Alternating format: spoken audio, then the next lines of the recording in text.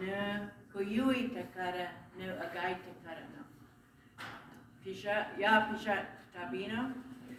My name is Billie Jean Guerrero, and I'm the museum director for the Pyramid Lake Paiute tribe.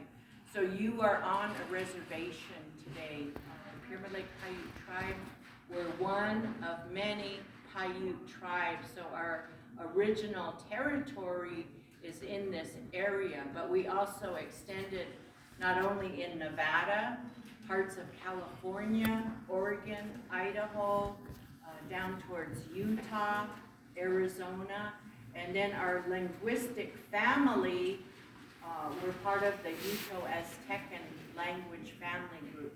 So our languages actually go all the way down to Mexico and South America. And so it's very, very important for us to maintain our language and our culture. And it's so wonderful to see you coming here today from different places. And I know all of you have a beautiful culture amongst yourselves that you have grown to love and respect, and that you as teachers will carry on with your students to keep language, culture, history, and stories alive, so that as people come to visit from all different areas, that they're going to know and be able to understand where we come from, how we live, and where we're going in the future. So with the Pyramid Lake Paiute Reservation, we've been here thousands and thousands of years. So one thing about the Pyramid Lake Paiute tribe, a long time ago, of course, we didn't have the state of Nevada. We didn't have boundaries, so we were hunters and gatherers. So with the seasons, the people would hunt to be able to eat and survive. And so we've survived many thousands of years. One of the things that is notable about the Pyramid Lake Reservation is that we have several petroglyph sites. And those petroglyphs are carbon dated at 14,800 years old. That's almost 15,000 years. So we've been here a long time. In our language, we call the petroglyphs Itzaktabon, and that means the coyote's writings. And with the petroglyphs, it tells about movement, where people have been, what they've seen, and what's around the area. The tribe, we choose to protect our sacred sites, including the petroglyphs. So we don't allow the public to go out to these areas because we don't want them to be damaged any more than necessary. So obviously with the wind, the rain, the weather, it naturally affects them, and they kind of wear. So some of them are falling and they're different, but for the most part, we want to protect our areas all the way around the lake. So I understand that you drove by the lake today and you got to see the tufa rocks. And those tufa rocks are very important because they show sometimes people, sometimes they show animals, sometimes they show, examples of things in our environment. So you drove on the west side of the lake, which is the side that's open to the public. On the other side of the lake, the east side of the lake is closed off to the public because we want to protect it. And people in the past have damaged them by spraying graffiti on them. And so it took a lot of effort to clean them up. So on the east side of the lake is our pyramid, and that's what we're named for, the Pyramid Lake Paiute tribe. But it didn't always have that name. Our traditional name for the pyramid is called Wono. Wono is like that cone basket that you see there. So it's shaped like a cone, like that. And if you turn it upside down, it looks like the pyramid. So that's what we call, in our traditional language, the Numa language, which is also what we call ourselves as Paiutes. The Numa are the people. And so that's what the pyramid represents. But we also have another tufa rock formation near the pyramid, just a little ways away from the pyramid. And that particular tufa rock formation is called the Stone Mother. The Stone Mother is in the shape of a woman. So she's a holy being, and she's sitting there with her basket right by her. So that is part of our creation story. Our creation story talks about long, long ago that there was a mother, a great mother, and a great father.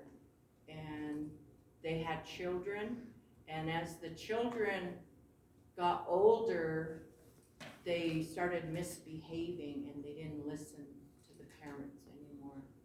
And it, as they got older and older, they became naughtier as time went on, and the parents didn't know what to do. And so the parents finally had to decide what to do with the children. And so they decided to send 2 children, a boy and a girl, to the north, and a boy and a girl to the south. And they were instructed from the mother, when they got to the place that they needed to be, they were to build a fire for 4 nights in a row so that the mother could see the smoke from the fire. And so as the days went by, the mother was able to see the smoke from the fire from the children that went south, but she didn't see anything from the children that went north. And that caused her to become very, very sad. And so when she was sad, she sat there and she cried and cried and cried. And she sat there so long that her tears formed the lake water. Mm-hmm. And that she sat there so long that she turned to stone. And she still sits there today. A few years ago, probably 20, 25 years ago, she was surrounded by water. Now, as the lake goes down further, she's basically, you can walk up to her. She sits on land. So that story is a very important story because it tells us lessons in life. The lesson in life is to love your mother and father, to listen to them, to take care of them, and to take care of all your relatives. So our friend here from Ghana was telling me earlier about festivities that they do promoting peace and unity. And that's beautiful. I love that because that's what we want for our people here. Even our relatives, wherever you're from, you're related. We're all related because we're the human family. And we have to learn to live together, to get along, because in the world there's lots of changes going on, natural disasters, and we need each other. We need to help one another. And as teachers, you have students that you influence their life and their decisions that they make in life.